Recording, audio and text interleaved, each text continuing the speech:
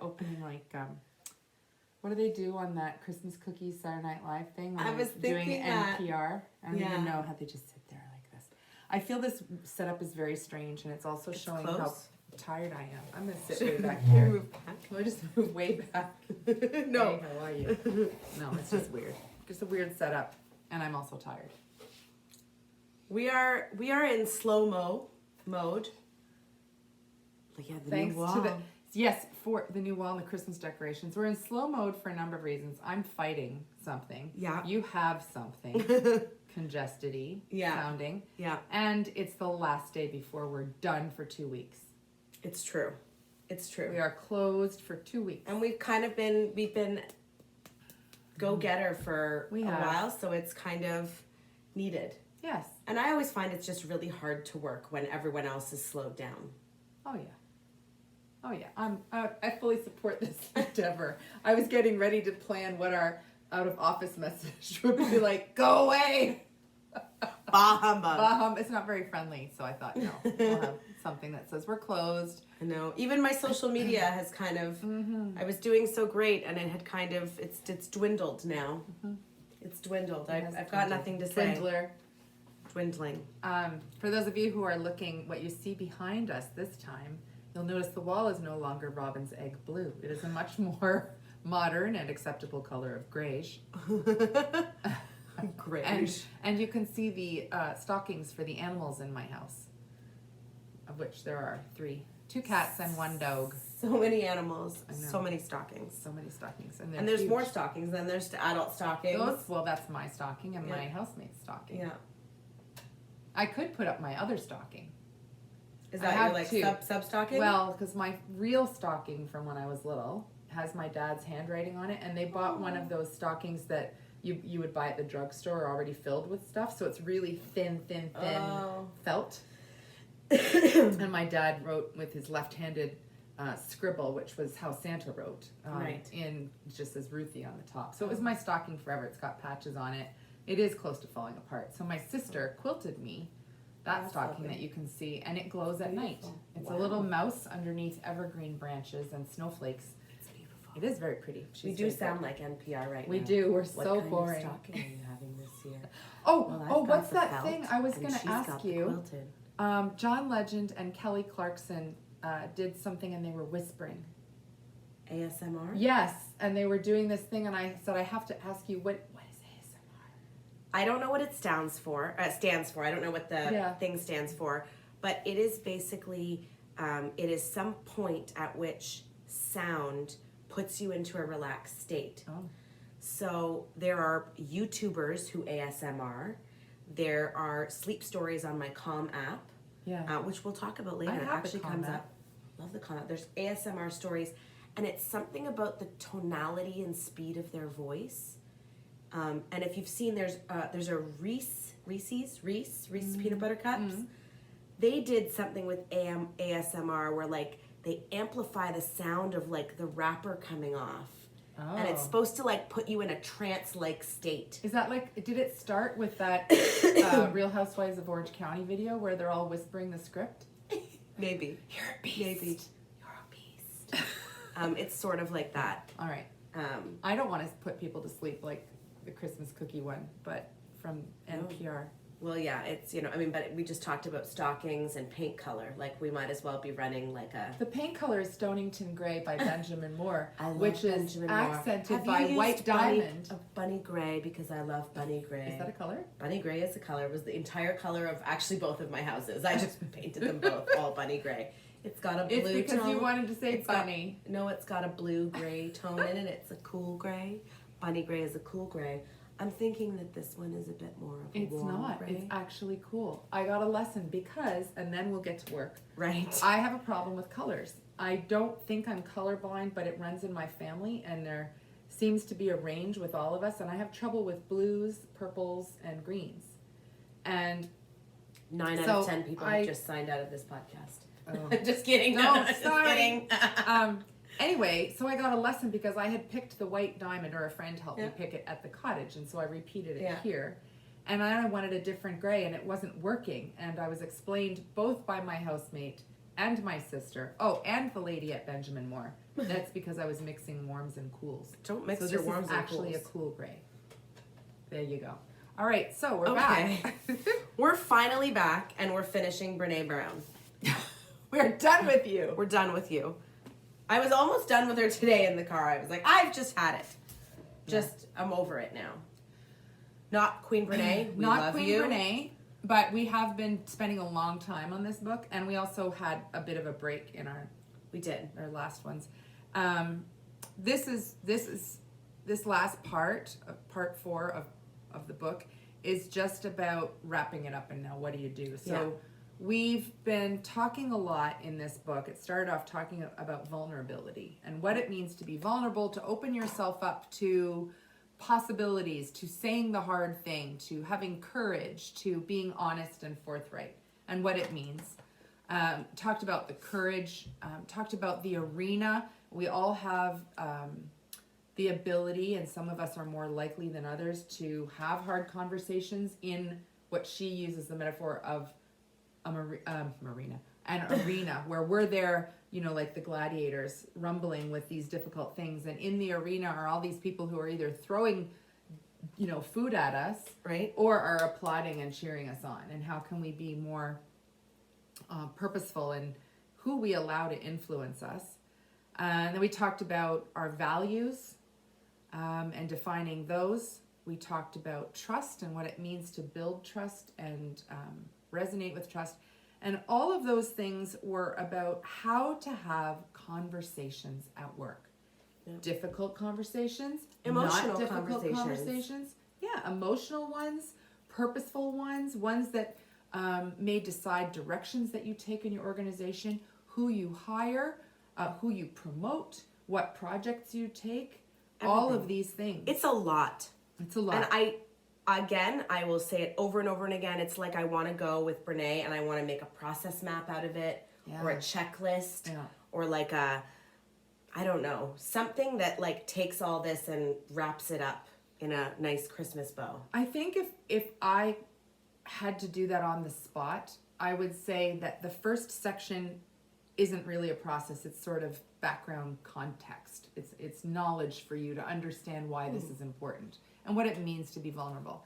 And then I would say the first step is assessing your gaps, your personal gaps with this, then assessing your values, and then operationalizing those values, as she said. How do we create behavior statements for our organization and our team? And I'm strictly speaking from the leader's perspective versus the individual. Right. And then just start having the conversations. And that's what this part 4 is.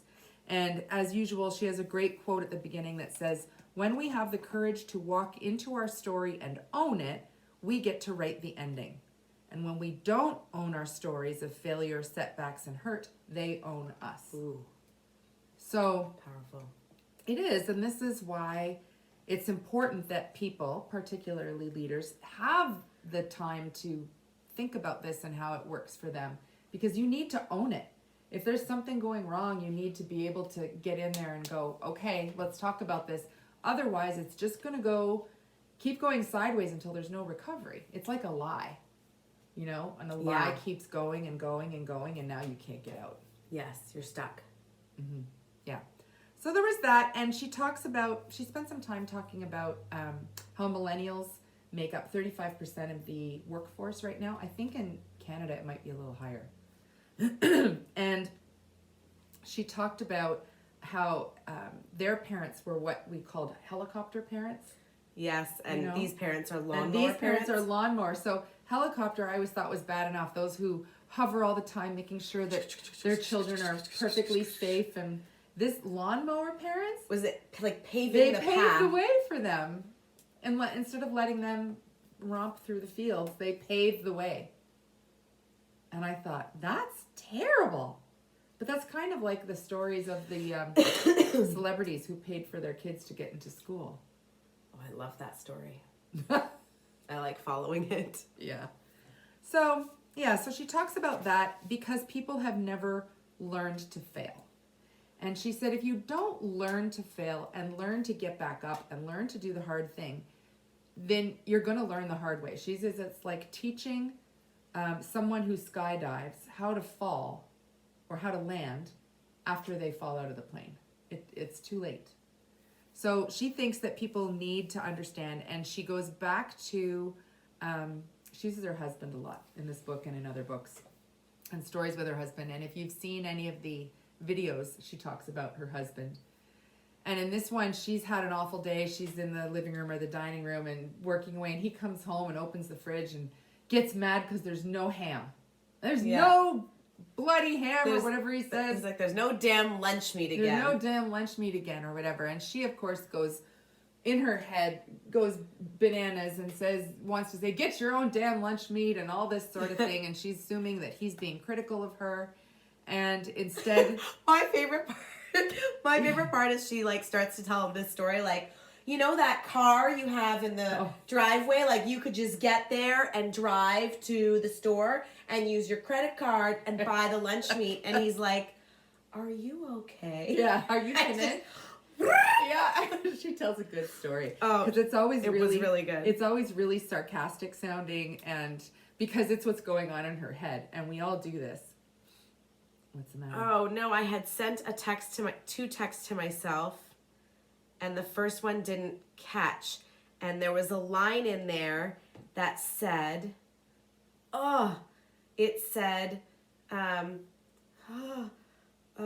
something about don't tell the story because you either have to be curious or get crazy. Do you remember that line? No. Oh, I'm so mad that it didn't come through in my text. I've got to find it. I'll tell the story. You carry on. I'll tell the story of what she's talking about. So she's there getting mad, and she wants to tell her husband to get in the car and go get his own damn ham. And he then, having been married to her for so long, knows that something is wrong. So he asks her what's wrong, and at the end of the day, they work it out that, in fact, what happened was he had a craving for a ham fold-over sandwich. What is a ham fold-over sandwich? I don't know. No. Ever come into it? We'll have to find out. But he had a craving for this, and that's all. He wanted it, and he was disappointed that there wasn't any ham. It had nothing to do with her. It had nothing to do with anything. And so she tells the story. He also gives context. He says, I didn't get to eat lunch today, and so I was just really, really hungry when I came home. I loved his honest telling of the story. He's like, I don't know why I said it like that. I think I'm just really hungry. Yeah. It's laughable, yet... So true. Every woman, as soon as she heard that thing of him saying there's no damn ham in the fridge, went immediately to that place of like, excuse me? Yeah. Am I the ham provider in this family? I get the ham. I put it in the fridge. I say like, you got your own damn ham. Like everyone went there. I know. And meanwhile, he was just hungry. Yeah. So she has these phrases that she recommends people use, and it was in her Rising Strong book, I think, that this started out. And it starts with either I make up that ... or the story I make up is ... or her popular one is the story I'm telling myself. So when you're in these conversations, she then says, if you start off with, Nicole, the story I'm telling myself is that you're mad at me for not getting ham, and that I didn't have time to go to the groceries, because it right away it doesn't accuse you of not going to get the ham. It tells you that this is what's going on in my head. Help me figure out what's actually happening. And that person may say, well, actually, that's true. But more than likely, they'll say, well, I was just hungry and I wanted some ham and I was sorry there wasn't any. So this is, when you talk about your process map for this book, this is one of those, do I need to have a difficult conversation? Am I angry with someone? Is there something emotional going on? If yes, then... First of all, take a few minutes and breathe. Yes, and she's got some great tips for using some like yoga breathing or breathing that's in the Calm app. Yeah. Actually, last night Tom and I did the Daily Calm. We usually do the Daily Calm before our sleep story, and the Daily Calm had the exact same breathing exercise that Renee did. Renee. Did I do it again? Yes. It's because our hairdresser's named Renee. Yes. So anyway, she said, that's the first thing you do. You open that conversation not with, how dare you yell at me for not having ham. You open it, Steve, the story I'm telling myself is that you're mad that I don't have ham. So it's like a tool, a level setting.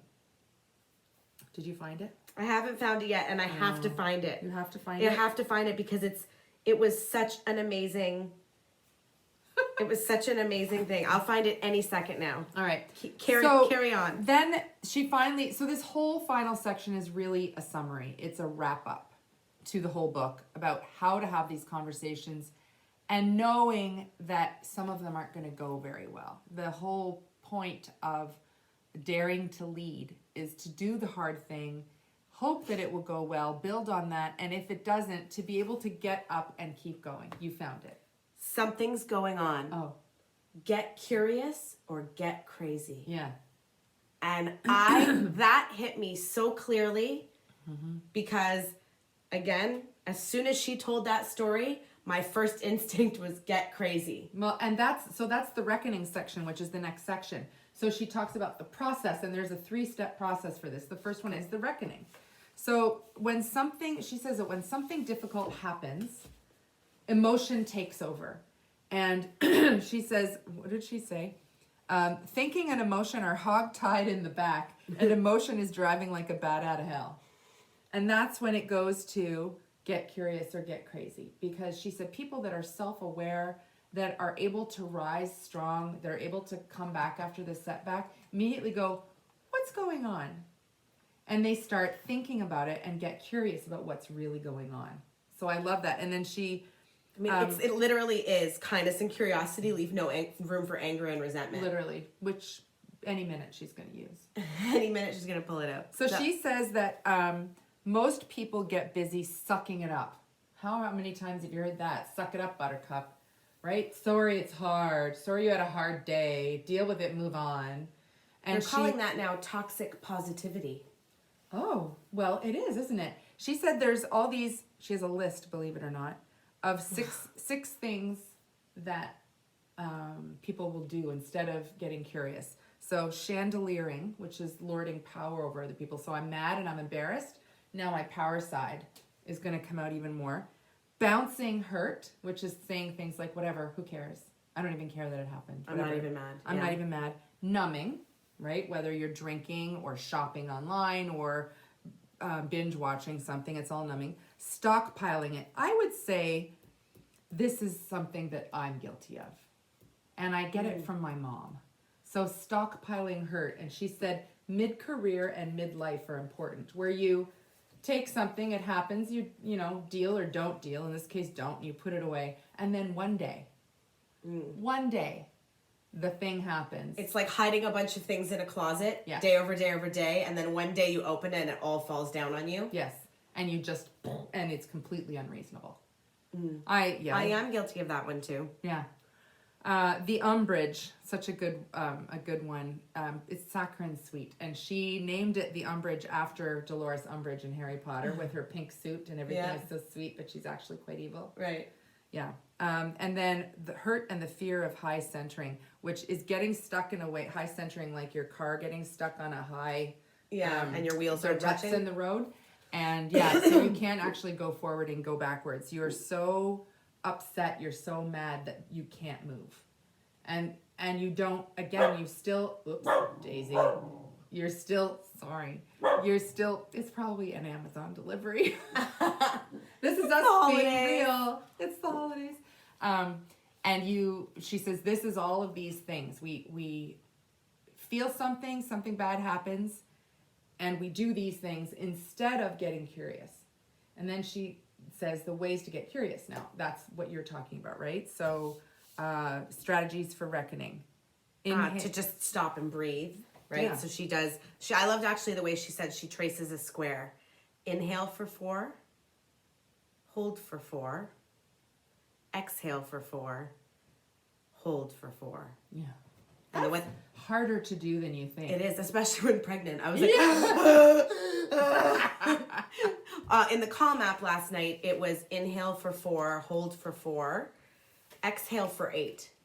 Oh, yeah. There was no hold after that, and then you inhaled again. Okay. But again, I was laying in bed, and I was like... You know what? I get obsessed with counting. It's so stupid. I'm like, 1,000? 1 steamboat? 1, 2, Mississippi? 3, 4? Like, how slowly do I need to go? And then I'm waking up when I do it. I've never been good at meditating or any of those things. Even with the calm app. Even with the calm app, which I still like, and I play their sounds before I go to sleep. I go to sleep to the heavy rain sound that it has. So I have, and this is, not paid advertisement by Calm. However, Calm, if you want to sponsor us, we're down. I recommend this app to everyone. I find it very, very effective. So when I've been mindful and aware and prepared to do some of this stuff, I remember one day getting mad at Tom, and I was really angry, and I went through, and Calm has all their daily calms, and they actually had one specifically for, I don't know, it was forgiveness or something like that, and I literally said, let me put this on before I blab out what I want to say, right? Yeah. Let me get curious before I get crazy. And it was so effective. I remember going through that whole thing, and by the end of it, I went, this really isn't that big of a deal. Yeah. It's probably not, it's not worth raising because it's not this, and I told myself, and then I was probably reflecting as I'm meditating. Yeah. And what I love about Calm is they never put a focus on, sometimes when you're meditating, or I've been to yoga classes and they're like, don't let your mind escape. If it escapes, bring it back. So then you start feeling shame for letting your mind escape. Yeah. Whereas I find in Calm, they always say, it's okay if your mind goes away. It's supposed to. Yeah. And the way they always framed it is flag for yourself what your mind has gone to. And that has been super. So when I'm stressed and overwhelmed, have anxiety, and I meditate, usually the thing that my mind is going to is what let's say it's that scary CRA call that I got, right? And it's like, you know what? Then I know that immediately when I'm done meditating, I go to my bullet journal and say, I don't journal about my feelings, but I do write down what was in my head list that I must not have gotten onto a paper list, and that was making my brain messy. Yeah. And so it'll be like, you know what? I need to call the CRA, or I need to pay my taxes. Any of that kind of work to help you focus on what it is, that's what she calls getting curious. So why am I so freaked out right now? What is making this seem so hard to me? Take that moment to breathe or to meditate, or there's a host of ways you can do it. Go for a walk. It's sort of like taking a break before you hit send on an email. Yes. Take a break before you open your mouth. The reckoning is the first step. I know that something is wrong. Something needs to happen. Something difficult has happened, or I have to have a tough conversation with somebody that they're not going to like, or I have to break up with someone, or I don't know. I haven't gotten the ham for the ham-filled or sandwich. It's interesting. I'll sometimes call a friend, and I've called you often and done this, and say, this is how I'm feeling. This is how I'm reacting. I know it's not rational. Like, I need to talk through it. Yeah. I did it with a friend just the other night, and I said, so-and-so canceled plans on me, and then was sick, and then something happened. I'm certain so-and-so doesn't want to be friends with me anymore. Yeah. And I remember my friend going, I don't think that's the case. And I, in my head, went, that's the story I'm telling myself. Yeah, and so Brene would say, if you added that sentence, maybe it's somebody you don't know as well, that you have to have a conversation like, the story I'm telling myself is that they don't like me anymore. And then you're not actually putting it on anyone. You're sort of keeping it on yourself until you figure out what's really going on. Well, it's a very valid way of having a conversation with someone. Instead of, you are making me feel bad. Yes. You are not responding to my texts. You are not making plans with me. You are a bad friend. Yes. Instead, the story I'm telling myself is that you don't want to spend time with me anymore, and you don't want to have this friendship. Yeah. Very different conversation. Very different conversation. I do wonder, though, do you think that if you used this... I'm going to use this, by the way. I think it's brilliant. What's the risk of the other person saying, are you fishing for a compliment? Why are you feeling that way? Is this you, what's that phrase? Humble brag or whatever. Is that you just being self-deprecating in a fake way? No, so maybe this presumes that you have a trusting relationship and that and it has to be genuine feeling. Like, you can't run into this. Like, I can't run into this today. The story I'm telling myself is that you don't want to be my friend anymore. Just so that you'll say to me, oh, but I love you, Nicole. I want to be your friend. Yeah, it's not like, you're not vague booking. You know, you're not putting some vague post on Facebook that's like... hardest day I've ever had. Period. Period. Yeah. Wait for the comments to roll in. Yeah. Yeah. I think... I think you'd have to start I mean, I don't think that's the first conversation starter. Like, no. Hey, I want to have a conversation. Can we talk? I've been feeling a little down lately. Yeah. This maybe just, gosh, it's ASB. Yeah, it is. Can I tell you something? What's the situation? Maybe your impact is that the story I'm telling myself is that you don't want to be friends with me anymore. Yes. Yeah. So you still need to go through those 4 steps of a conversation, right? Because I think those show your genuosity. Yes. I'm so genuous. I'm very genuous. Genuousness. Genuosity? My genuosity is... Genuous nature. Now I don't even like the word genuous. It sounds Is that a weird. word? It just sounds weird and I don't even know how to spell it. Genuine. It's probably not a word. It's like sweater or bridge. Bridge is fine for me. No. Sweater's always been times. Sweater. Bridge. Sweater. What are you saying, bridge? You are? Don't. Dog's so cute. Anyhow, so ask for permission. Describe the situation. Describe in which the it happened. Describe the behavior that you saw. And the impact, which we find is often the hardest one to describe, maybe that's where you insert the story I'm telling myself is this. Yeah. Because alternatively is the impact is you're making me feel bad. Yeah. And that's, I think, an invitation for defense. Yes, it is. It's very good. And you could even do that. Let's say it was, let's say you showed bad behavior at a team meeting. Can I talk to you about something? Is this a good time? I remember the meeting this morning when you had that outburst about such and such. The rest of the team felt, or the story the team is telling themselves, or they came to me because they are feeling that. Yeah. Daisy, come here. Do you want to be on camera? She doesn't. She's just going to go bark at the Amazon sale. Go ahead. So that would, if you combine that, our ASB with this thing of bringing it back to yourself. I don't think you should use it or even would use it all the time. Because it could get tired also, right? It gets if like tired. Every time I'm like, the story I'm telling myself is that you're not interested in doing this. The story then it just... No. It could start to sound... But it's the... What else can you say that's... That's a good idea. I would try and come up with multiple versions. It appears that... or it would seem feels that to on me the like, surface it seems to me that, or something that shows that you're not presuming, you're not assuming, you're not assigning blame. So the 3 that she's got is the story I'm telling myself, the story I make up that. Yeah. I often say like the tape that's playing in my head. Oh, that's a good one. It ages me deeply. But it's like you're talking to a millennial and they're like, sorry, what kind of, like, tape? Like a roll of tape? And then they say, okay, boomer. I now hate okay, that. Boomer. I hate that now. It's pretty offensive. It is. It's like... I'm not a boomer and it's offensive. Any okay boomer, you just picture the hand going up. Like talk to the hand kind of thing. That's what, it's like a hashtag that is talk to the hand. It's really obnoxious. Anyway. Yeah. So yes, and then, so she says, in the reckoning, you're recognizing what's going on, you're recognizing the story you're telling yourself, and you're using whatever strategies you need to get a hold of yourself before you do anything. Because you do need to do something. And that getting a hold of yourself might take 5 minutes of breathing and thinking, or it might take a couple days. It's just getting curious. The reckoning is about getting curious, not getting crazy. So then she says, you rumble with it. In this stage, you're rumbling and you're owning it. And it was interesting, one of the things that she said, we've always said, in the absence of data, people make up stories.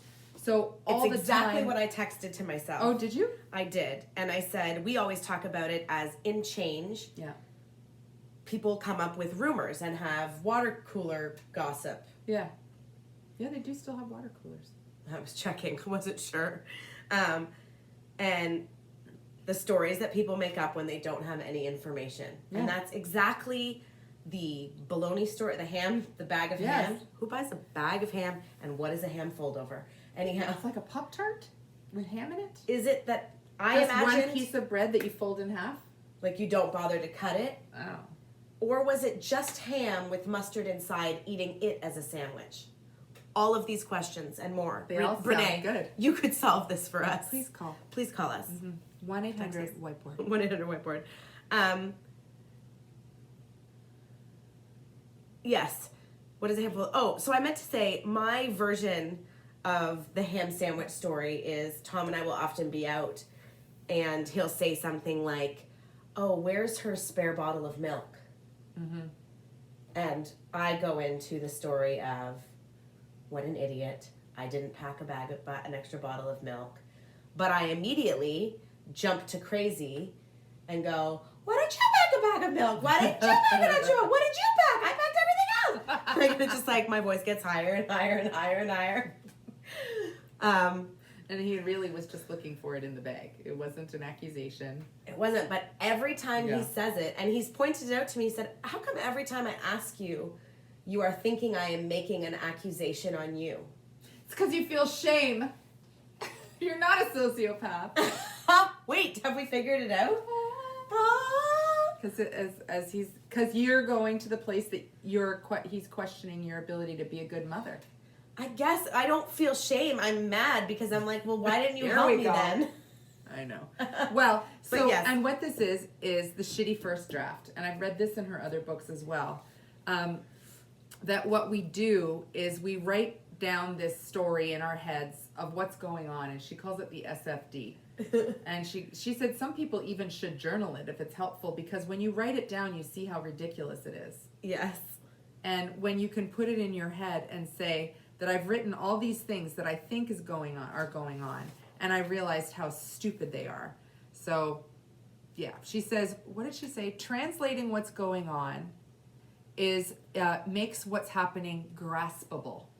In other words, people can get it. She said 75 people who are really good at rising from failure actually journal and write down what's happening. I will never be one of those people. I hate journaling.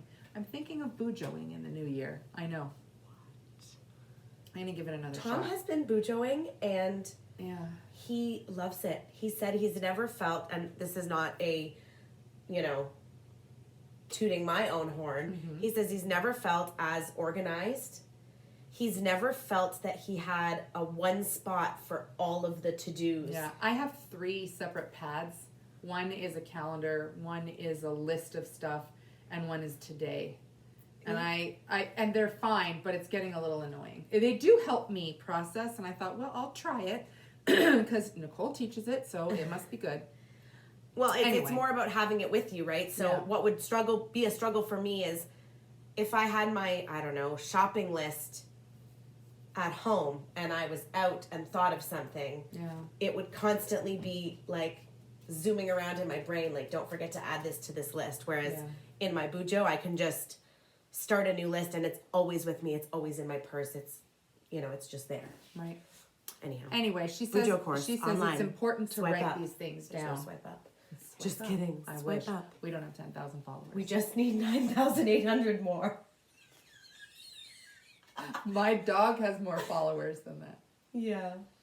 That's not good. Someone, my friend of mine last night said that she is trying to get, I said, well, how do you know that that's happening? And she's like, oh, well, my dog follows you on Instagram. And I was like, pardon? She's like, I don't have my own Instagram account, but my dog does. Oh, that's funny. And then she's like, I'm trying to get to here. She's like, this dog has 47,000 followers.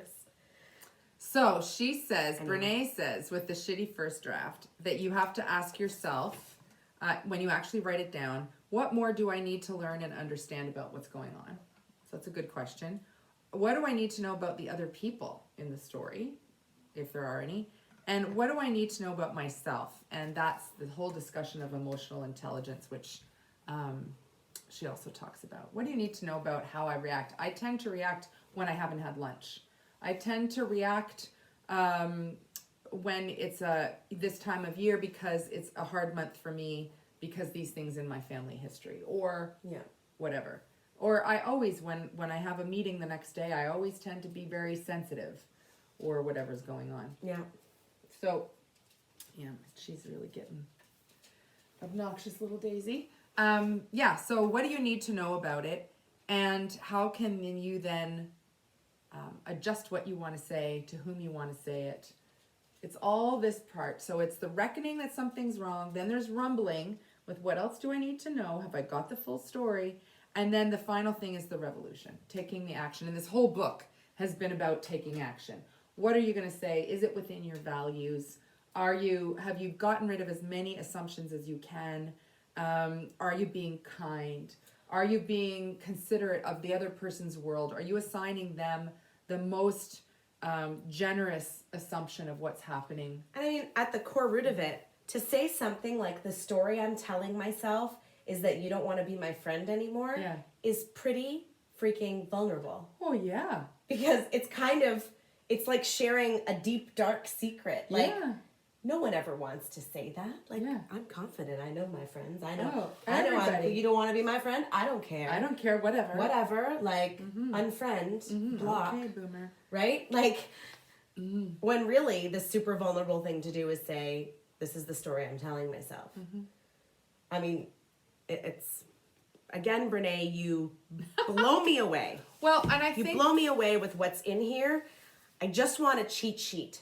Oh, I don't know that there is one. I know. And maybe making one for yourself might be part of an exercise. So she says, if you ask me to boil down, it's funny, I was going to say, it's funny you circled what I circled in this is my book, isn't it?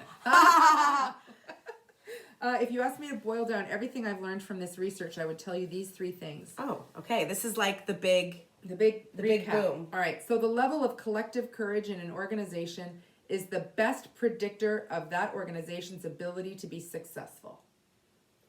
Also something we collective teach. Courage. The best organizations are able to have conversations up, down, and across. Yes. They are the ones that can have change. Yeah. And these conversations require courage. So first Renee, you're right. And it's Agreed. Collective courage. It's not just one person, it's shouting into the void. It's a whole team of people. Oh my gosh. Oh, what? Yesterday I was listening to a podcast about zero waste and sustainability. So it's a big deal right now. Yeah. And they said, it's not about one person being perfect. It's about 1 million people doing a small thing. Yes.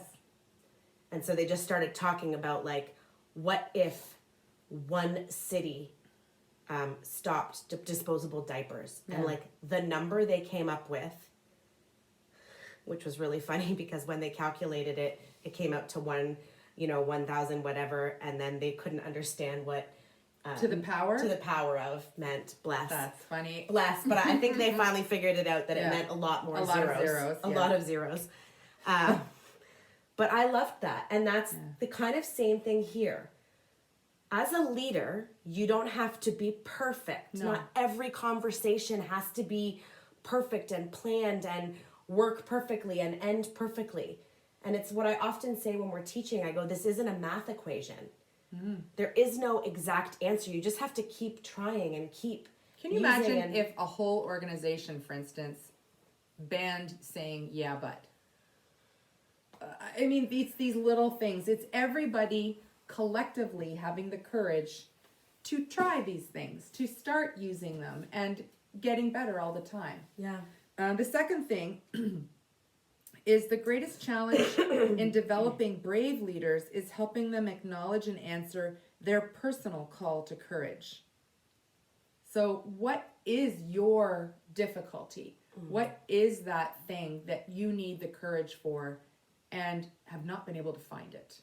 And everybody has it, and I've said before, I teach difficult conversations and I can have them all day long for you and for anyone else. And when it comes to me, I have to rumble every single time. And if I can avoid it, I will. It's, I was teaching that just last week, and there was one woman who was quite confrontational. Oh, yeah. And said, the reason our senior leadership isn't good at conversations is because you must have taught them. Yeah, she's lovely. She's a lovely treat. But it's true. I say the same thing. I go, I can have conversations. I know how to plan them. I know how to I know what I'm supposed to say. It doesn't make it any easier every time I have to do it. Yeah. The last thing she says is that we fail the minute we let someone else define success for us. And I thought this last section is very long, but it's the last page of the book. And I think it's something that everyone could do for 2020. And it's your joy list, your joy and meaning list. What brings you joy? And she says things like, when things are going really well in our family, what does it look like? What brings us the most joy? When are we in our zone? And she said for her family, answers included things like sleep, working out, healthy food, cooking, time off, weekends away, going to church, being present with the kids, a sense of control over our money, date nights, meaningful work that doesn't consume us, time to just do nothing. And what was shocking was that she and her husband were looking at their joy lists, and they hadn't, they'd been so busy with work achieving things that they didn't have time for any of these other things. So why were they doing it? Now, in the realistic world, many of us don't have the time. We're not entrepreneurs. We work 10 hours in a hospital setting, or drive a bus, or are construction workers, or work in an office environment where we're expected to be there 15 hours a day. We don't have that. What if you still could? What if you still could have, this is what brings me joy, and just be working towards that a little bit every day, whatever it looks like. Do you know what we do on vacation? When we're at the cottage, we write our cottage to-do list, but it's not what I have to do. It's what do I want to do really badly today, and I want to make sure I carve time for. Yeah, I like that. So it's also right out of Hallmark's Christmas Getaway, my favorite movie. Is it really? The little girl has a list for Christmas. So every day, the family we have a family conference in the morning, and we say, okay, what does everyone want to do today? And Abby might say, I want to go snowshoeing, so we add snowshoeing to the list. I might say, I want a puzzle, or I want to read. And I'll make sure I add that to the list. And I know to look, and instead of getting caught up in scrolling. Yeah. Or some other just watching TV, or just having, the Hallmark Channel going all day long, which I really like too. Yeah. I parse it all out, and I say, I want to watch one Hallmark movie. Yeah. And then I make sure I do those things. And we have such a joyful time in that free time, because we make sure we do that. And imagine if you were able to do that with your family. I mean, everybody do it. Try it, even just for the holidays. Take a half an hour. It sounds silly to make a to-do list of what you want to do. But if you did that for your team and said, what do we want to do this week? What do we want to do? You could have also, what do we have to do? Yeah. But we want to do these 4 things. How are we going to make time for those? That'd be and what would lead to some great conversations from that. And innovation and creativity. Yes. And I mean, I know when I get to work on something that I love. Yeah. I have no issues getting it done on time. It's a little frightening. But yeah. Right? So that's the book. It's an amazing book. Thank you for sticking with us if you have. Thank you for listening to Thank you for listening to our ramblings and to my dog barking or whatever's going on. And I think it's a very powerful look at a lot of her research applicable to leadership. And it's mostly what we teach. So she did steal from us, clearly. And we are super pumped, and if we have the opportunity to be able to take the Dare to Lead facilitation course, that is something we are super excited about. And we will last time I looked on our website, it said they don't have any dates for the next one yet. So I'll have to wait and see how that goes. Maybe they're revamping it. I don't know. Maybe. There's only a couple people in Ontario that teach it. Interesting. We should maybe even reach out to them to see if they like it, how they felt about it. Yeah. Because maybe it brings the structure that I am craving. Yeah. So tell us about our next book that we're going to do in January. So I'll be leading the next one, and we're doing Digital Minimalism by Cal Newport.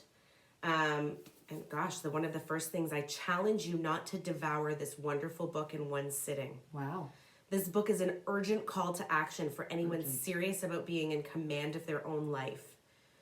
Cal Newport has discovered a cure for the techno-exhaustion that plagues our always-on, digitally caffeinated culture. It's very true. So I'm already thinking about what to do for Christmas to unplug.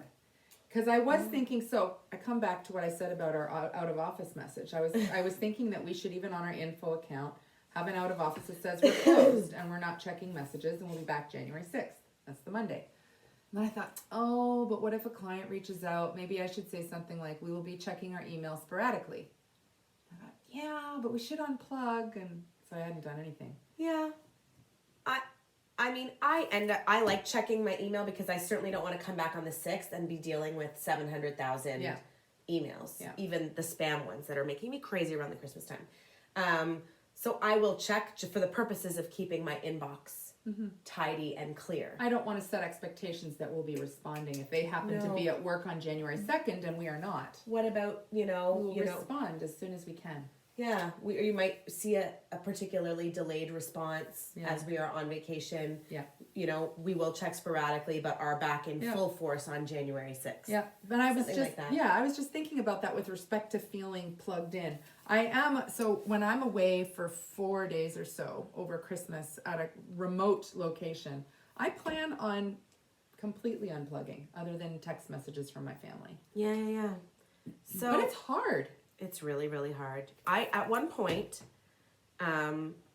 someone had pointed out to me that my social media use was excessive, and that I wasn't even able to hold conversations because I was so busy scrolling and reading through. And I took great offense to it. I became very defensive about it. Wow. And then started to notice it. There is, as an addition, again, the Calm app. The Calm app has a, what do they call it, a masterclass in, they call it like digital media addiction. Oh, yeah. But I mean, it's not, the fact that we pick up and want to instantly scroll Instagram when we're in an elevator, any second we have 1 minute of pause is to some extent an addiction. And I found the masterclass on the Calm was really cool. So you could start with that. That's a good idea. As a kind of complement to this book. But basically, he's talking about, digital minimalists are all around us. They're calm, happy people who can hold long conversations without furtive glances at their phones. Isn't that funny? They get lost in a good book, a woodworking project, or a morning run. They have fun with friends without the obsessive urge to document the experience. Yeah. They stay informed about the news of the day, but don't feel overwhelmed by it. They don't have FOMO because they already know which activities provide them with meaning and satisfaction. Have you heard of JOMO? What's JOMO? The joy of missing out. Oh, yes. Yeah, it's very true. So I deleted Facebook a long time ago. I have it now only for business, and I don't miss it at all. And I have periodically taken Twitter off my phone. When I do bring it back, I have deleted most of the political pundits that I used to follow, and I only have a few. And I also made it a rule that I would only retweet or comment on things that were positive. Oh, those are some great. So we'll see what's in it. See. Not a terribly long book. Okay. Couple hundred pages, 250. I'll be actually reading it hard copy this time, which let's hope that I can get through it as fast as I do when I'm able to. Cool. But I've got cottage time. I'll add it to my list of. There you go. Of reading I can do while I'm at the cottage. So pick up your copy. And we'll see you in January. We'll see you Hope you 2020. Have a wonderful holiday Sounds season. like the future. 2020 sounds ridiculous to me. It does. And now people will be able to say in the 20s, which to me will always be the time of Flappers and Downton Abbey. That's strange. I don't know. Happy holidays. Happy New Year. Bye. Bye.